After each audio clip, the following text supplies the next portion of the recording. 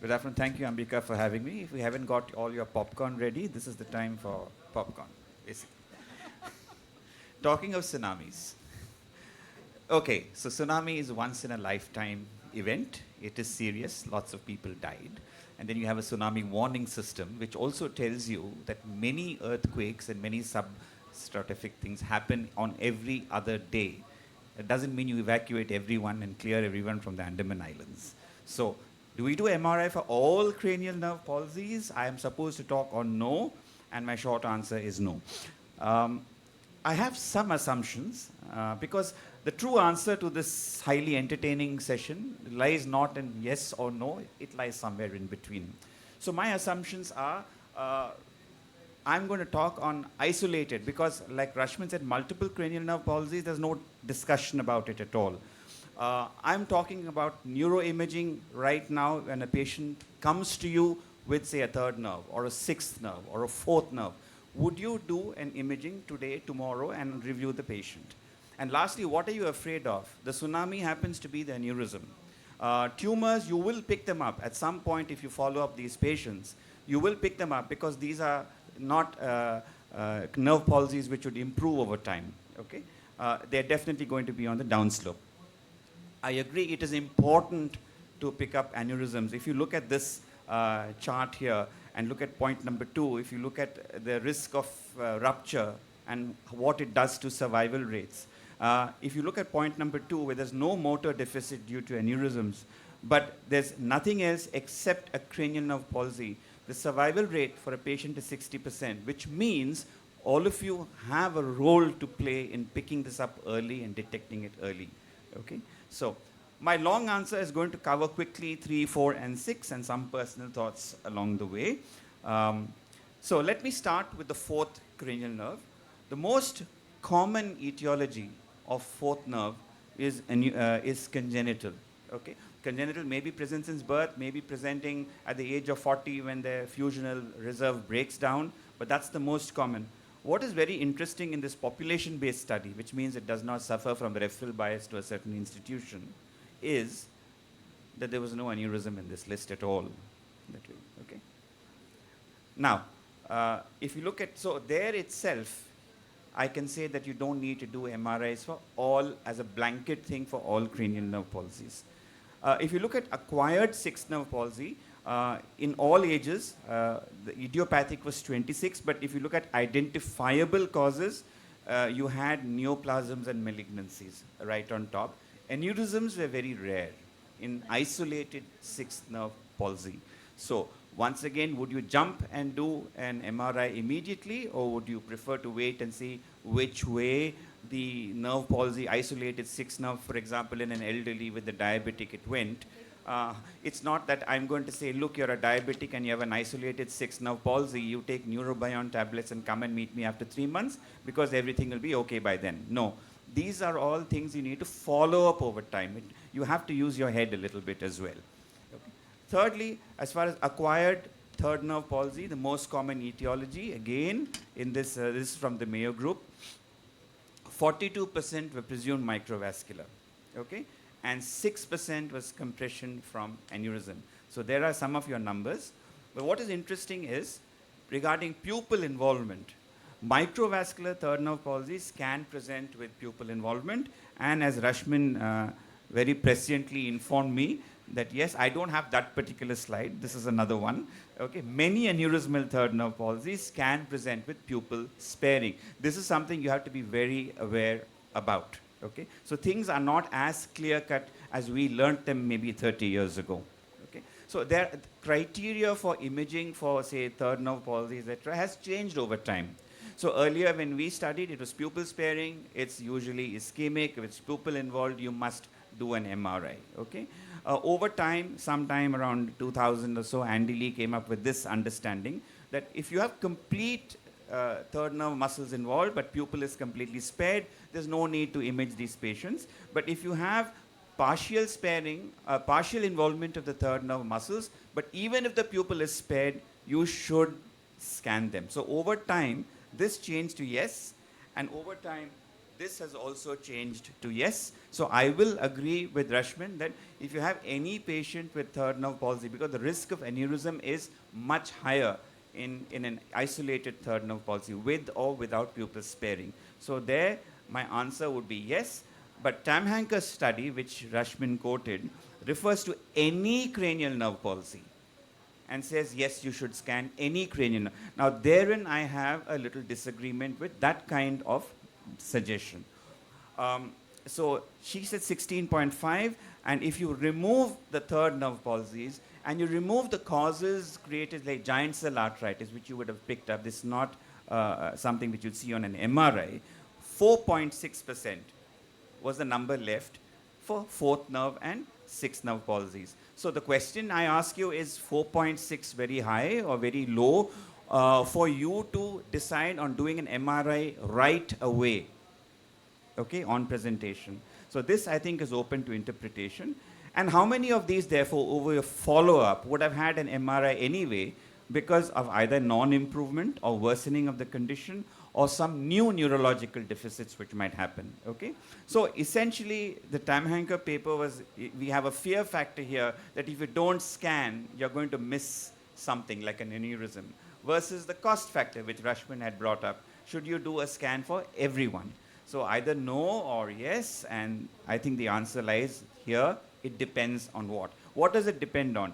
I think age group is important. If you're seeing a child with a third nerve or a sixth nerve palsy, you would scan these. In third nerves, it's serious. Sixth nerve could be malignancies. Okay? Whereas the fourth nerve, it could be congenital. That's the most common cause, or maybe trauma. That means. Secondly, if it's an adult third nerve, okay, yes, you would do for any pupil involvement or any partial third. So I would say yes, but sometimes what I do is, if I have a clearly ischemic, complete third nerve palsy, total pupil sparing, I may even not want to do an MRI if the patient cannot afford it, because that's a very practical situation that we have with us. You say, get an MRI. He says, I can't. What are you going to do? So it may be diabetes. That's what you think it might be. But what you can do is maybe call this patient every 3 days or every 4 days and just keep a close watch on the pupil over the next few weeks. Generally, a pupil sparing aneurysmal third nerve palsy will turn pupil involved over 14 days or so. So it's good for practice, even if you think it's a diabetic third nerve palsy, is to follow these patients carefully until they improve. Once they start improving, it's a different situation. As far as fourth nerve is concerned, it's congenital and traumatic are the most common reasons. But yes, if you're having new symptoms developing or new neurological deficits, then obviously you need to do an MRI for these patients. As far as sixth nerve is concerned, if there are no microvascular risk factors, I would still consider doing neuroimaging, especially younger age group, not a diabetic, not a hypertensive. But if it's in the older age group with risk factors isolated, I think you can follow up these patients like you did your third nerve with complete pupil sparing. But again, close follow-up, okay?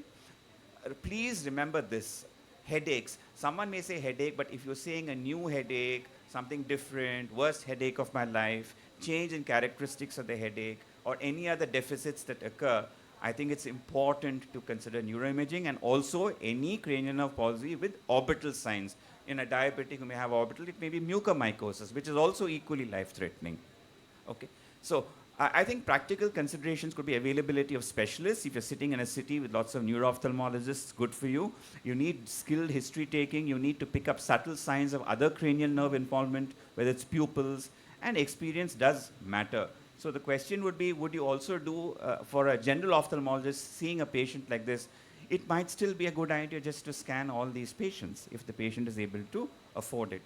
Interestingly, the cost of an MRI is important. So it costs around 3,000 rupees or so. Some centers, it may be 2 to 3 times even more. That's what they charge.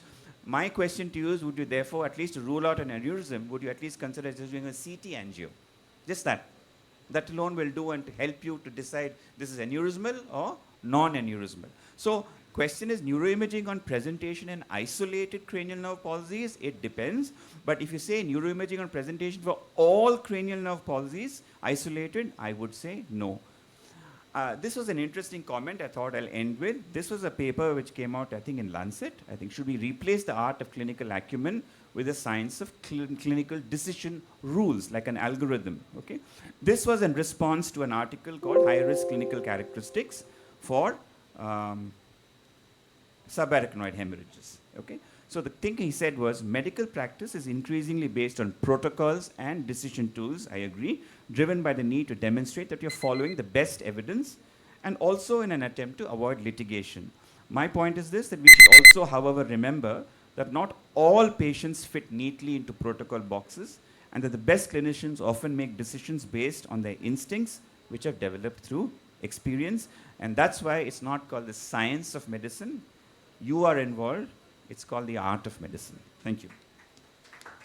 Thank you, Dr. Navin. It was excellent. I rest with Dr. Mahesh for the conclusion remarks. There have been excellent arguments on both the sides, and it's hard to counter both the speakers.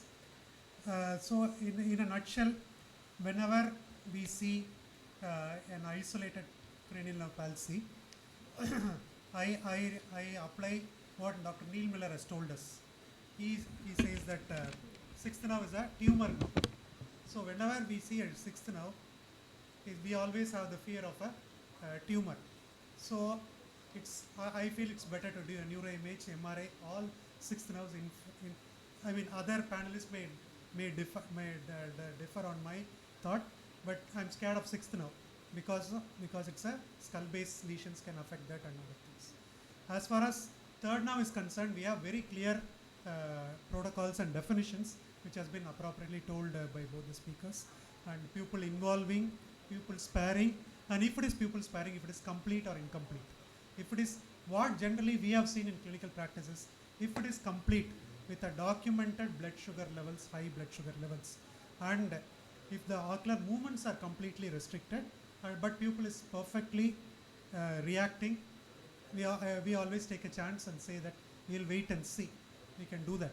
However, as per the protocols, if it is incomplete, even with pupil sparing and obviously with pupil involvement, we need to have a neuroimaging MRI and MRA. And again, with respect to fourth nerve, as has been shown by Dr. Navin sir in his presentation in the study, which has said that aneurysms rarely affect the fourth nerve. We can always pick it up through, follow it up, because majority are congenital with a documented ischemic risk factor. However, in case of trauma, if not MRI, at least we need to do a CT for looking subarachnoid hemorrhages or anything in case of a trauma. So there again we need to play by the causative agent of the fourth nerve palsy. Above all this, I apply one principle, one affordability or not. If I get this problem, what will I do for myself? So we will defy all the clinical science, clinical protocols. If I get a sixth nerve palsy, if I get a third nerve, even with pupil sparing, I will do a neuroimaging for myself. I will do MRI for myself. And we will do the same thing for our relatives, for our close ones. So I think we can offer that to our patients also. That's brilliant. Thank you, Dr. Mahesh.